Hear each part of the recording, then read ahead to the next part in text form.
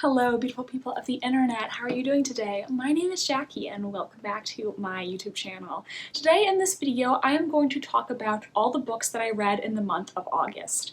In August, I read 6 books for a total of 2,185 pages.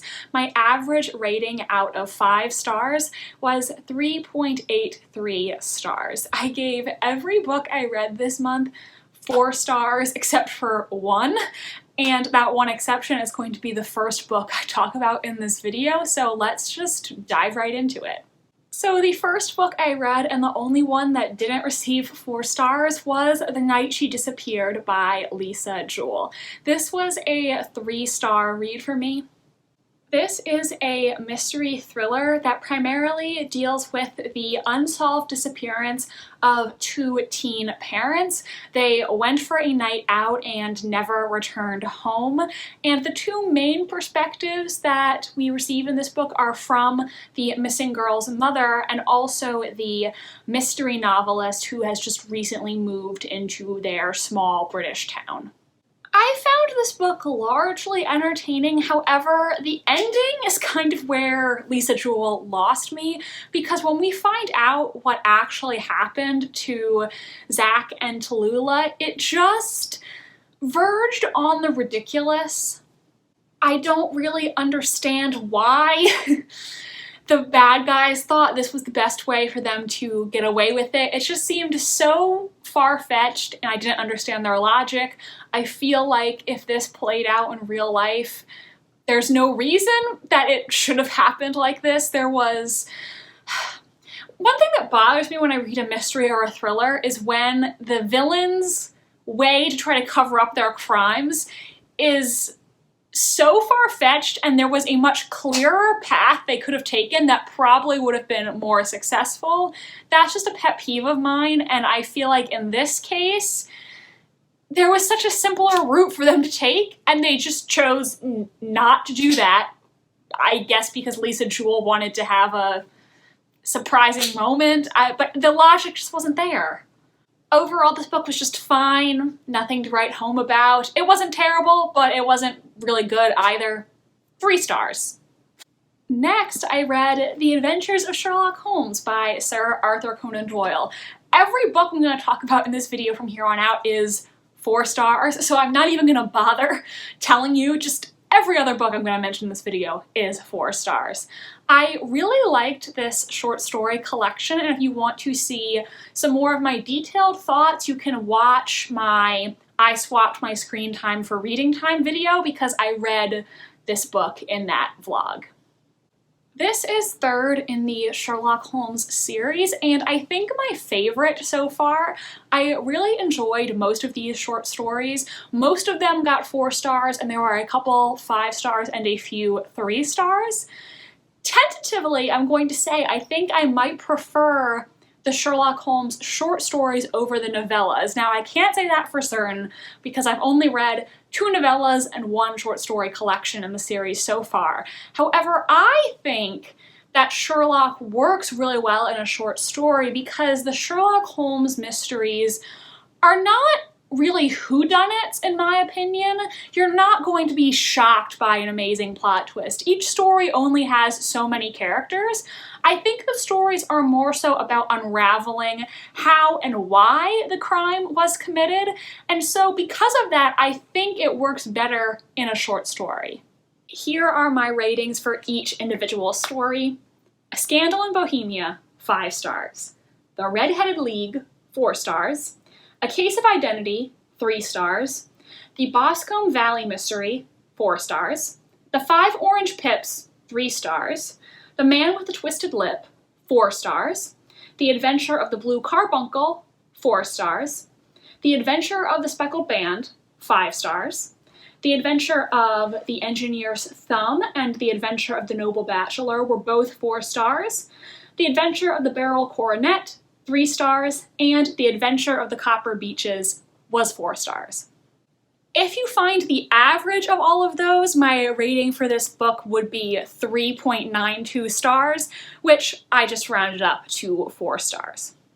The other book I read in that swapping my screen time for reading time video was A Rip Through Time by Kelly Armstrong. This is the first in a new historical mystery series, and I originally wanted to read this because I saw it be compared to Outlander with a murder mystery twist, because this is a book set in Victorian Scotland and the heroine is a modern-day detective who is transported back in time.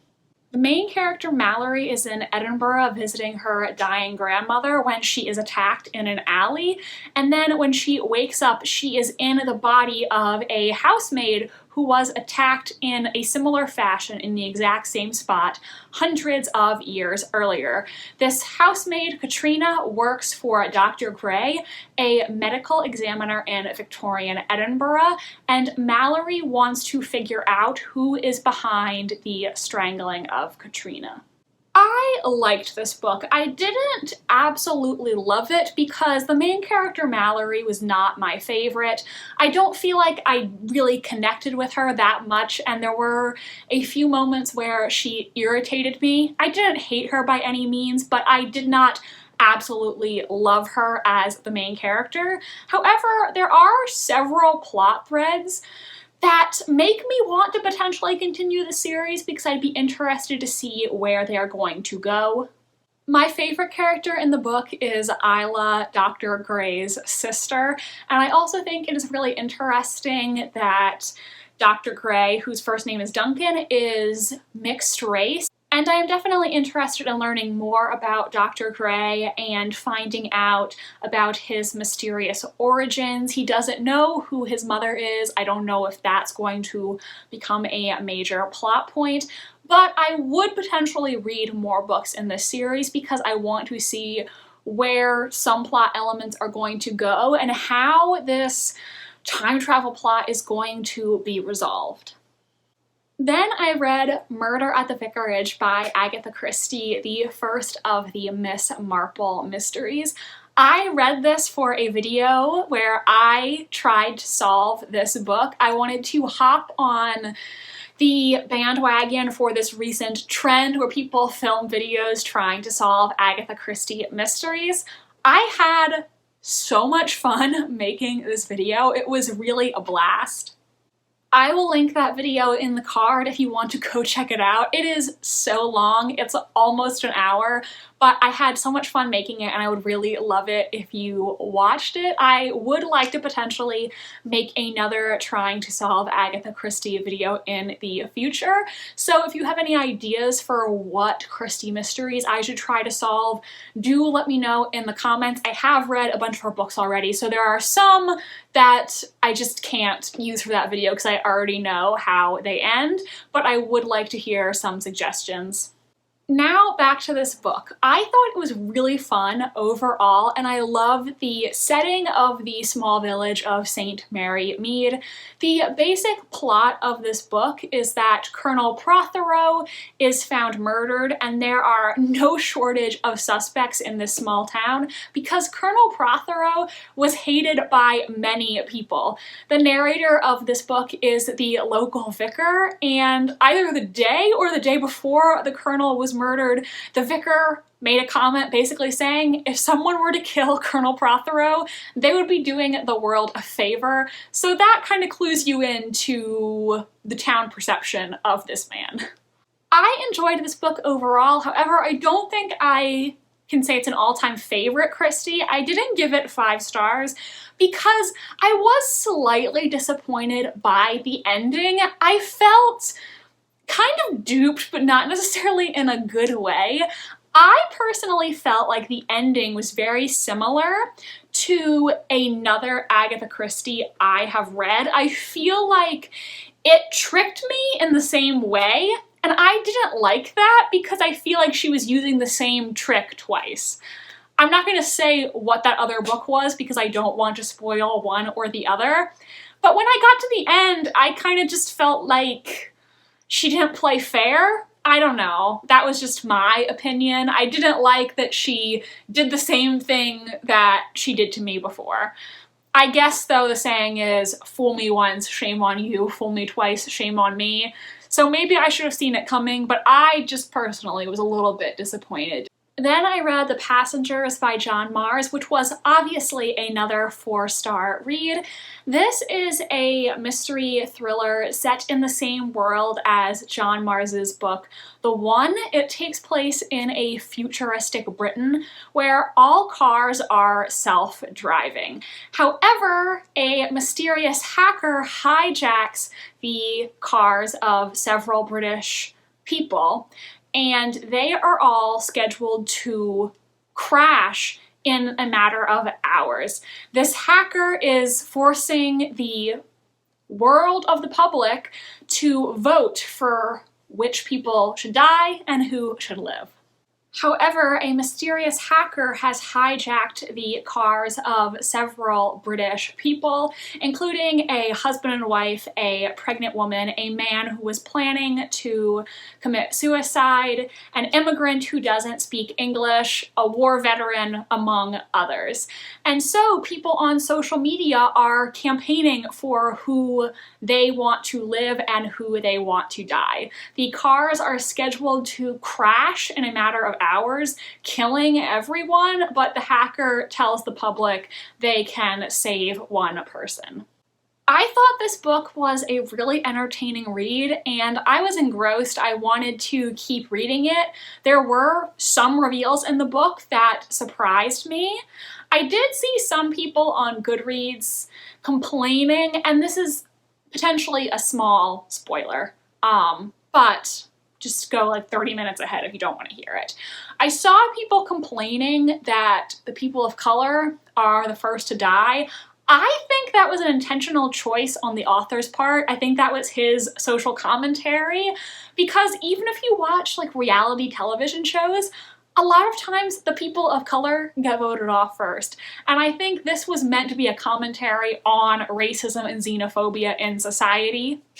On a similar note, however, I took issue with the depiction of the woman who is an immigrant and doesn't speak English. And maybe I'm looking too much into it, but if you read this book, tell me if you felt the same way I did. She is an immigrant from India. She is married to an abusive husband, and we find out that her father and brothers forced her into this arranged marriage that she did not want. I just felt like this depiction of Indian culture was very stereotypical, and I don't know how I feel about a white man writing this character. I'm sure there are some people in the world who have had this same experience. However, I just don't know if this was his story to tell.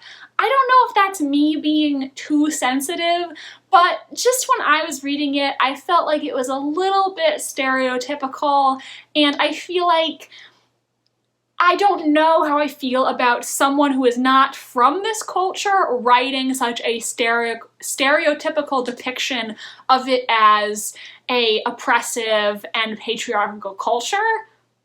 I don't know if that's me being too sensitive, but that was how I felt while reading. I also was not 100% satisfied with the ending. I'm not going to spoil anything. I'll just say at the end we start to find out who was behind the hacking and why. And we get one reveal of who this person is. And I was thinking, oh, okay, great, that makes sense. I should have seen it coming. That's a good reveal. Except then John Marrs pulls out an Uno reverse card and is like, actually, that's not the truth. This is the truth. And I liked that reveal less than the first one. So I feel like he should have just left well enough alone and had that been the reveal instead of trying to sucker punch me with another reveal mere pages later. Like, I just thought it was unnecessary. I'm like, you wrote a good reveal. You don't need to put another reveal that's not as good as that one. Just stick with this. You got it. You're overcomplicating it, sir. If you're looking for a really fast-paced thriller, though, with some shocking plot points, I do think this could be a good book to pick up.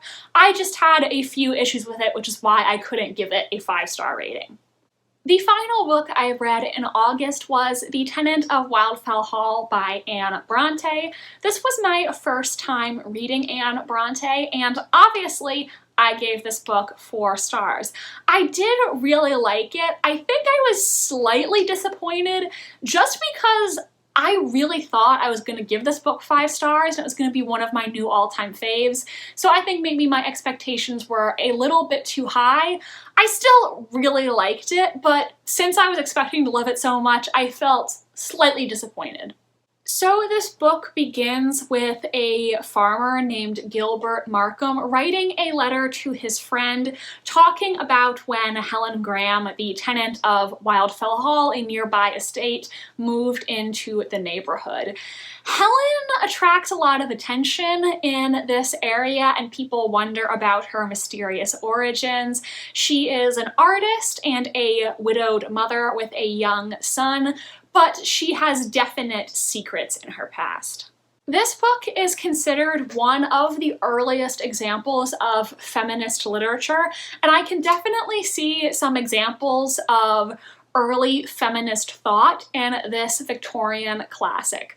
I liked the characters. I did not absolutely love them, but I didn't have a problem with them. Like, to compare the characters in this book to the characters from other Bronte sisters novels, I did not love them as much as I love Jane Eyre, but they didn't annoy the crap out of me like Cathy and Heathcliff, so they were somewhere in the middle. I do think, however, since I already knew some elements of the plot going in, it was very easy for me to predict where the story was going to go. I think I just knew sort of I knew what Helen's secret was going to be because I've heard people in reviews outright say what it is, and even the back of this book tells you about her past. So it wasn't exactly a shocker when we found out what was going on with her. I already knew it, and there was really nothing that happened in this book that surprised me. There was also a stretch in the middle where I was honestly kind of bored. I will say, though, that while Victorian classics have a reputation for being very dense and difficult to read, I did not think this book was difficult. I thought it was pretty easy to read for a classic, and while it was over 500 pages, it wasn't as long as some of those other Victorian chunkers, and other than that dry spell in the middle, I was pretty engaged. So everyone, those are all the books that I read in the month of August. Have you read any of these books? I would really like to hear your thoughts in the comments section. If you liked this video, please give it a big thumbs up and subscribe to my channel if you want to see more from me. I post new videos every Wednesday and Sunday. My social media links are down below if you want to follow me on Tumblr, Instagram, or be my friend on Goodreads. Thank you so much for watching this video, and I hope you have an exhilarating rest of your day. Bye, and I'll see you next time.